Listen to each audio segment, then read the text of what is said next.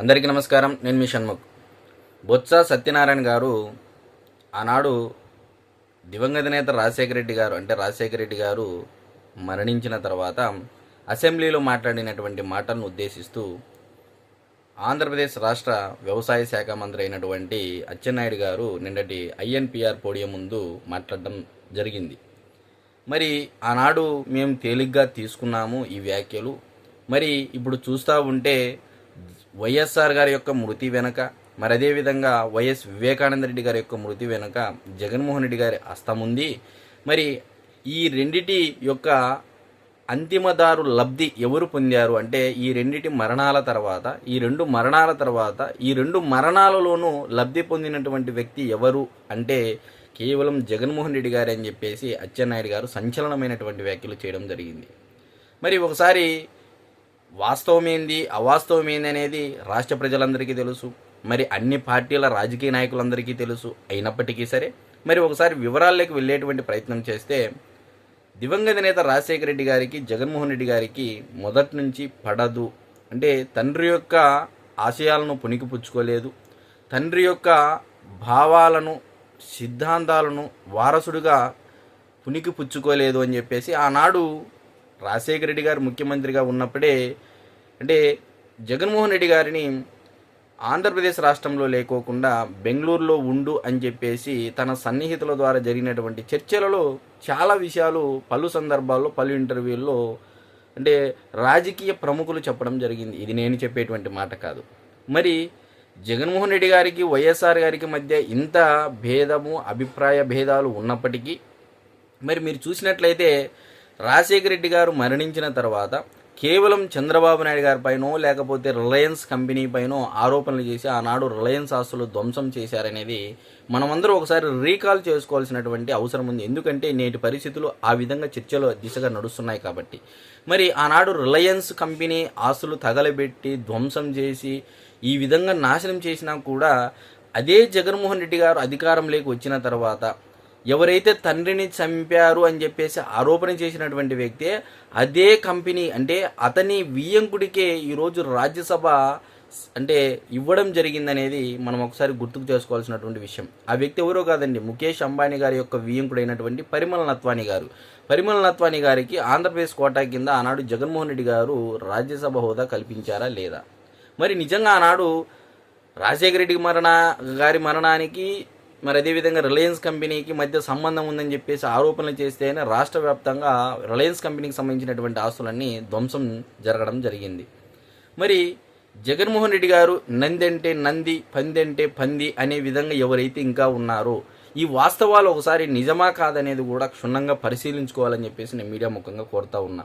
ఇకపోతే వైఎస్ వివేకానంద రెడ్డి గారి యొక్క మరణం అంటే ఆనాడు రాజశేఖర రెడ్డి గారు మరణించిన తర్వాత సిబిఐ కోరలేదు, మరి దానిపైన ధర్నాలు చేయలేదు, దానిపైన ప్రెస్ మీట్ పెట్టలేదు, అంతా సంతకాల సేకరణ జరిగిందని చెప్పేసి రీసెంట్గా కన్నా లక్ష్మీనారాయణ గారు కూడా స్టేట్మెంట్ ఇవ్వడం జరిగింది. బొత్స గారు ఎందుకు బాధపడ్డారో మాకు ఇప్పటికీ అర్థం కాలేదు, మరి సంతకాల సేకరణలో నేను కూడా సంతకం పెట్టాను కానీ జగన్మోహన్ రెడ్డి గారు అధికారం చేపట్టిన తర్వాత 3 నెలలకే ఇది రాక్షస పాలన చెప్పినటువంటి మొదటి వ్యక్తిని కూడా నేనే అని చెప్పేసి కూడా కన్నా లక్ష్మీనారాయణ గారు స్టేట్మెంట్ ఇవ్వడం జరిగింది.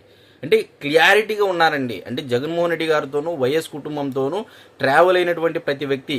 ఇకపోతే అతి ముఖ్యంగా చెప్పుకోవాల్సినటువంటి వ్యక్తి వైఎస్ రాజశేఖర రెడ్డి గారి యొక్క నమ్మిన బంటు అయినటువంటి సూర్యుడు గారు. మరి ఆయన నేడు ఎక్కడ కనపడుతున్నాడో ఎవరికీ తెలియదు. మరి ఆనాడు ప్రభుత్వంలో రాజశేఖర రెడ్డి గారికి ఏ విషయాన్ని చేరవేయాలన్నా ఒక రకంగా చెప్పాలంటే వైఎస్ రాజశేఖర రెడ్డి గారికి ఆంతరంగికుడు అని చెప్పేసి కూడా ఆనాడు చాలా దినపత్రికలు కానీ రాజకీయ మేధావులు కానీ అదేవిధంగా అనలిస్టులు కానీ విశ్లేషకులు కానీ ఒకరు కాదు ప్రతి ఒక్కరు అభిప్రాయపడేది ఏంటంటే వైఎస్ రాజశేఖర రెడ్డి గారి యొక్క ఆంతరంగికుడు అని చెప్పేసి.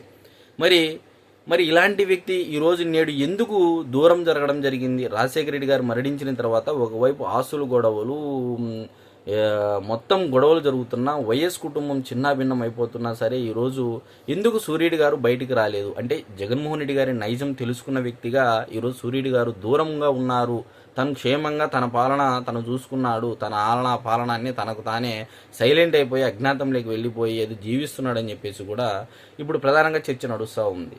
ఇంకా పోతే వైఎస్ వివేకానంద రెడ్డి గారి మరణం మరి ఇది ఎవరు ఊహించలేదండి. ఈవెన్ పులివెందుల ప్రాంత ప్రజలకి మరి ఆయన అజాత శత్రువు, అన్ని పార్టీల వాళ్ళకి అజాత శత్రువు. ఏ వ్యక్తి వెళ్ళినా కూడా స్వయంగా తనే ఫోను చేసి మరి అధికారులను కదిలించి తన యొక్క సమస్యలను ఓపికగా వినేటువంటి వ్యక్తి, ఎవరినైనా దగ్గరికి తీసుకునేటువంటి తత్వం. మరి వైఎస్ వివేకానంద రెడ్డి గారి మరణం అనేది తీరని లోటు పులివెందుల ప్రాంత ప్రజలకు అనేది అయితే మనం ఖచ్చితంగా చెప్పొచ్చు. మరి అటువంటి వ్యక్తి మరణించిన తర్వాత అనూహ్యంగా చంద్రబాబు నాయుడు గారు అంటే 2019లో ఎన్నికలు జరిగితే 2018లో ఇది జరగడం జరిగింది. మరి చంద్రబాబు నాయుడు గారి పైన వేయడం జరిగింది. నారాసుర రక్త చరిత్ర అని చెప్పేసి హెడ్లైన్లు పెట్టి రాసిందే. మరి దీని ద్వారా లబ్ధి పొందినటువంటి వ్యక్తి ఎవరు? ఆనాడు రాజశేఖర రెడ్డి గారి మరణం తర్వాత సంతకాల సేకరణ జరిగింది. దాదాపు కాంగ్రెస్ పార్టీ అధిష్టానానికి 1500 కోట్ల రూపాయలు డబ్బులు ఇస్తానని చెప్పేసి ఇదే జమ్మూ అండ్ కాశ్మీర్కి సంబంధించినటువంటి రాజకీయ ప్రముఖుడు నాయకుడైనటువంటి ఫరూక్ అబ్దుల్లా గారు కడప జిల్లాలో ప్రచార సభలకు విచ్చేసినటువంటి సందర్భంలో కడప జిల్లాలో నడిబొడ్డులో నిలబడి ఆయన క్లియర్గా చెప్పడం జరిగింది. జగన్మోహన్ రెడ్డి అనేటువంటి ఒక వ్యక్తి కాంగ్రెస్ పార్టీ అధిష్టానానికి నాకు ముఖ్యమంత్రి సీట్ ఇస్తే 1500 కోట్ల రూపాయలు ఇస్తానని చెప్పేసి బేరసారాలు నడిపాడు అని చెప్పేసి కూడా ఆనాడు ఫరూక్ అబ్దుల్లా గారు ఆరోపించారు. మరి ఇప్పటివరకు దానికి సమాధానం ఎక్కడా లేదు. మరి అదేవిధంగా మీరు చూసినట్లయితే ఈ కాంగ్రెస్ ఓటు బ్యాంకును కాస్త మరలించుకున్నటువంటి వ్యక్తి రాజశేఖర రెడ్డి గారికి వారసుడైనటువంటి జగన్మోహన్ రెడ్డి గారు. మరి జగన్మోహన్ రెడ్డి గారిని చూసే విధంగా వచ్చారంటే లేదు, రాజశేఖర రెడ్డి గారి యొక్క పరిపాలన చూసి రాజశేఖర రెడ్డి గారి అభిమానులు తన యొక్క వారసునికి అండగా నిలబడాలనేటువంటి ఒక సదుద్దేశంతో ఆనాడు ఎవరైతే లబ్ధి పొందినటువంటి కుటుంబాలు, మన ఆయన ద్వారా రాజకీయంగా బలపడినటువంటి కుటుంబాలు, బాగుపడినటువంటి కుటుంబాలంతా జగన్మోహన్ రెడ్డి గారికి టర్న్ అవడం జరిగిందనేది ఇది వాస్తవం.